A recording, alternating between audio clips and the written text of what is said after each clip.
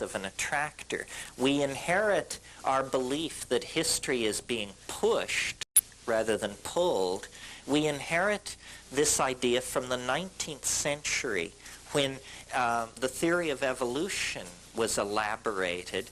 These 19th century British atheists who were creating the theory of evolution were so horrified by the power of deism, meaning the belief in God per se, that they constructed a theory of evolution where everything is pushed from behind. In Darwinian evolution, there is no purpose. A good Darwinist never lets the word purpose cross his lips. A good Darwinist knows that things just happen randomly, and then natural selection makes its selection, and then you get whatever you get. And this is understandable in the intellectual atmosphere of the 19th century, that they would want to get away from that. The problem is we have matured now beyond the simple atheism of the 19th century, and it is now very reasonable, sanctioned by mathematics and dynamics and so forth and so on. It is now very reasonable to speak of an attractor. And this is, I'm also a little nervous to talk about this because part of what I do is I popularize. I tell you things which you should know yourself, or which you could know yourself if you would but go to a decent medical library and spend the time to look up all this botanical and pharmacological data. So I'm like a clearinghouse. But then there's another thing which I do, which I'm a little more nervous and touchy about, which is I tell you what I think. And it's just what I think. It has exactly that much weight behind it, which is like zip. You know? I mean, you don't have to believe this. Why should you? But based on 25 years of fiddling with this stuff and then doing a lot of reading and head scratching, I've come to the conclusion that there is a transcendental object ahead of us in time. You can call it God, you can call it Jesus, you can call it her, you can call it flying saucers from Zeta Reticuli, or the Pleiades. I want to get all factions here. Or Zenebel Ganubi, my favorite stellar origin point. But whatever you call it, it's an attractor. It lies ahead of us in the future, and all of human history is being channeled toward it, pulled toward it. And I see the entire history of the universe as the history of a journey across a landscape of energy and matter toward union with this transcendental object. And I have a theory of history, not the mathematical one. Don't bolt for the door. No, this will be a cocktail party version of the theory of history. I have a theory of history, which is the universe is a novelty producing and conserving engine of some sort. That's what we're inside, folks. A novelty making machine. Now, what do I mean by novelty? People say, you mean like little plastic bugs and puzzles inside plastic capsules? Is that what you mean by novelty? No, you idiot. Of course not.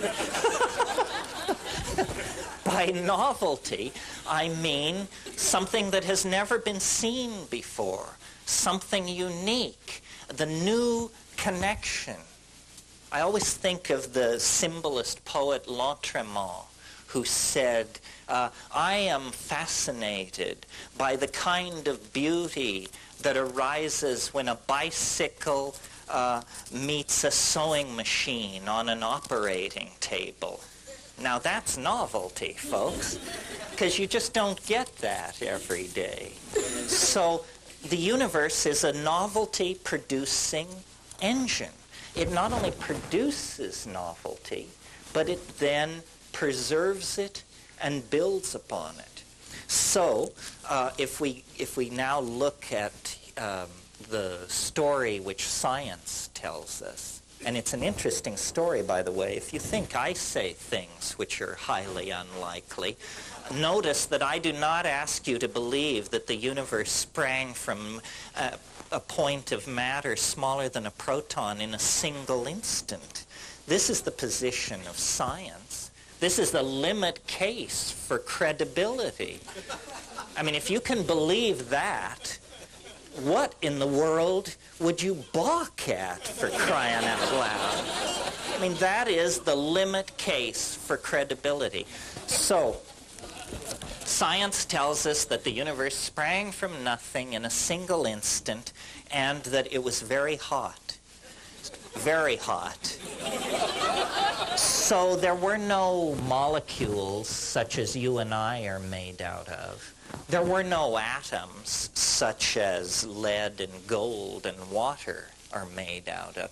There was only a pure plasma of electrons. That was all. And the physics of that universe were incredibly simple. They were the pure plasma physics, unhindered by any other fields of any sort. Well, the universe then cooled. And as it cooled, lo and behold, at a certain point, electrons were able to fall into stable orbits around atomic nuclei. And at that point, atomic systems formed. And a whole new kind of chemistry comes into being. Further cooling, millions of years pass. Then we get the carbon molecule cooked out of new stars. It has a 6-valent structure so that we get organic molecules. Well, then, quickly, we get long-chain polymers. Very quickly, then, long-chain polymers that can copy themselves. And then and that becomes primitive life. And at that point, you then get complex life. And then sexuality, meaning gene mixing, as opposed to the previous thing, which was vegetative, like making cuttings from plants. Well, do you see what's happening? At each successive stage, the previous level of complexity is not only retained, but used to build upon toward the next level of complexity. Well, the wonderful thing about this cosmology is that instead of human beings being like mute witnesses to the grandeur of Jehovah's creation or some kind of trip like that, instead you discover, aha, human beings are important. We are more novel than anything else in nature. And we 20th century human beings are more novel, more interconnected, more complex, and in possession of more and different kinds of knowledge than most, notice most, of the people who preceded us. So this growing toward complexity seems to be what the universe is all about. Now, it doesn't go on for hundreds of millions of years into the future, because as you can see, each successive stage has proceeded more quickly than the stage before it. So now we are in what I call the short epochs. We are in periods of time where more change goes on in a 10-year period than went on in a million-year period near the birth of the universe. We are living in the complex, novel end of things. And that complexity and that novelty, which we experience as tremendous stress in our lives, ushers into the transcendental object at the end of time, not that far in the future. And we, as psychedelic people, have an obligation upon ourselves to anticipate and to help realize this future. It is upon us. Every messiah, every religious ontology, every manager of every booth at this exhibit is